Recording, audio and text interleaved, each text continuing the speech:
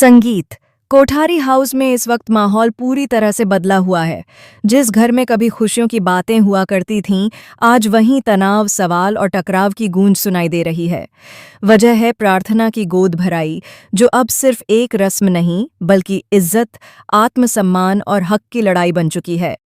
घर वालों ने जब यह फैसला लिया कि प्रार्थना की गोद भराई धूमधाम से की जाएगी, तब किसी ने नहीं सोचा था कि यही फैसला आगे चलकर इतना बड़ा ड्रामा खड़ा कर देगा।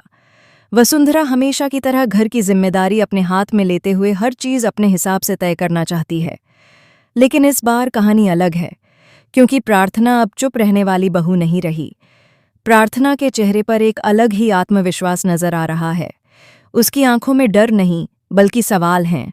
सवाल उन जख्मों के जो उसने पिछले कुछ महीनों में चुपचाप सहे। वह साफ तौर पर कह देती है कि यह गोद भराई तभी होगी जब इसमें उसके मायके यानी शाह परिवार को पूरा सम्मान मिलेगा। प्रार्थना का कहना है कि पिछली बार जब उसके पति अंश को गौतम ने सबके सामने धक्के मारकर घर से निकाल दिया था, तब वह सिर्फ इसलिए चुप रही क्योंकि वह घर की शांति नहीं तोड़ना चाहती थी।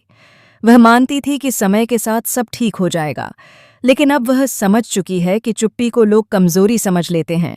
वह भावुक होते हुए कहती है कि उसने अपनी शादी, अपने रिश्ते और इस घर को बचाने के लिए बहुत कुछ सहा है, लेकिन अब जब बात उसके होने वाले बच्चे की है, तो वह किसी भी तरह का अपमान बर्दाश्त नहीं करेगी।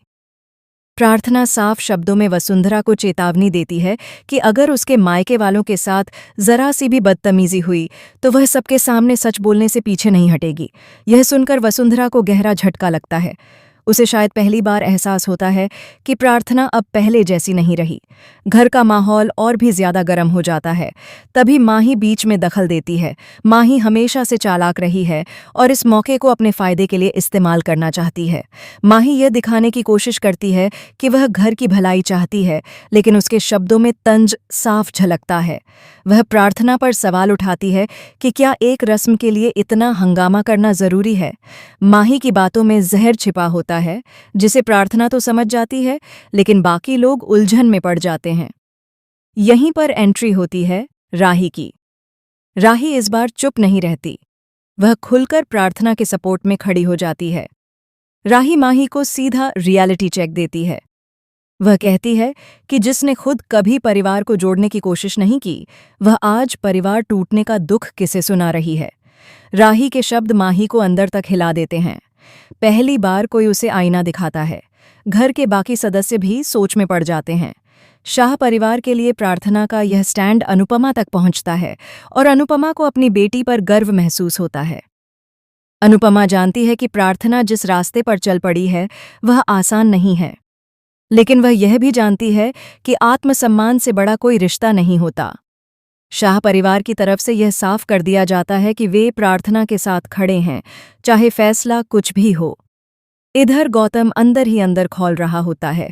उसे लगता है कि उसकी पकड़ इस घर पर कमजोर होती जा रही है। वह माही के साथ मिलकर कोई नई चाल चलने की सोचता है, ताकि प्रार्थना को फिर से दबाया जा सके, लेकिन हालात अब बदल चुके हैं। अंत में पराग सबकी बातें सुनने के बाद बड़ा फैसला लेता है। वह कहता है कि अगर एक रस्म की वजह से घर में इतना तनाव है, तो फिलहाल प्रार्थना की गोद भराई नहीं होगी। उसका यह फैसला सबको चौंका देता है। प्रार्थना को दुख जरूर होता है, लेकिन वह टूटती नहीं है। प्रार्थना जानती है कि यह लड़ाई सिर्फ गोद भराई की नहीं है, बल्कि उसके सम्मान और आने वाले बच्चे के भविष्य की है। वह ठान लेती है कि चाहे जो भी हो, अब वह अपने हक के लिए आवाज जरूर उठाएगी। अब आने वाले एपिसोड में देखना दिलचस्प होगा कि गौतम और माही प्रार्थना और अंश की जिंदगी में कौन सा नया तूफान लेकर आते हैं। क्या प्रार्थना अपने फैसले पर कायम रह पाएगी? क्या कोठारी हाउस में रिश्ते फिर से जुड़ेंगे या दरार और गहरी होगी? फिलहाल इस पूरे हाई वोल्टेज ड्रामे को लेकर आप क्या सोचते हैं? अपनी राय हमें कमेंट सेक्शन में ज़रूर बताएं और ऐसे ही लेटेस्ट टीवी अपडेट्स के लिए चैनल को सब्सक्राइब करना न भूलें। बाय।